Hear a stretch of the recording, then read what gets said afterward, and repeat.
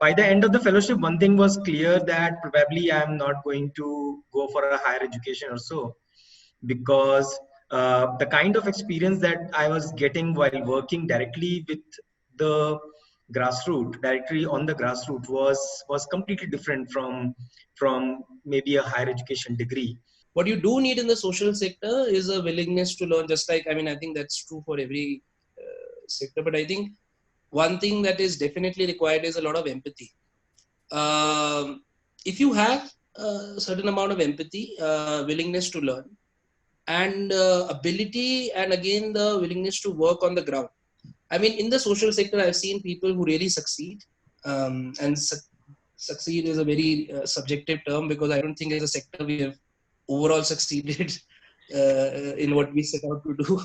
I mean, I think every organization would say so. But I think if you have to do well in your job, you need to start off from the ground. I've seen a lot of people thinking of taking desk jobs in the social sector to begin with. I think when you're starting off in the social sector, it's an absolutely wonderful opportunity to spend some time on the ground. Actually work with grassroots workers, both whether you're working in rural, urban, it doesn't really matter. Whether you are in health, education, livelihoods, but spending time on the ground, working with empathy, those are the kind of important attributes, I would say, that are required to work in the social sector. And a lot of patience, at every level that is required. This is not a sector where things happen overnight, or you can get a meeting and suddenly you can show my numbers graph went up. This is social sector doesn't work with. I think there is a lot of value today of tech in social sector. So definitely, I think those kind of specific job skills is really valued. Spend time on the ground, have patience, have empathy initially. Then I think that it's going to be a successful and meaningful career in the sector. Be grounded. I think working at the field, at the ground, understanding the communities, being with them, empathizing is very important. So I think constant learning is the mantra, and also on-job learning, because a lot of time what we learn, what our education system gives us, is not enough. So when the organizations, when the people come together to work in an organization, they bring their own experiences, they bring their own skills, but what is required on the ground is very different. It's not that we have come here to give, but we have also come here to learn.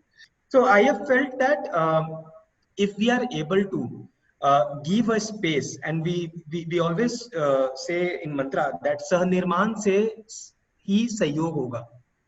If you are able to co-create with the team, then only collaboration will happen. If you are really passionate, you would like to get into challenging work, and you would like to co-create plus and then execute along with other team members. At times when you are working on the ground, you forget to abstract your skills from your day-to-day work. And I think that's an important aspect.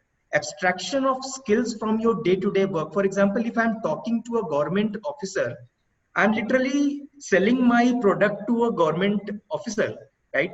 But if I am not abstracting my skill from the work, I won't be able to be confident that I have gained this particular skill. This requires a lot of reflection abilities.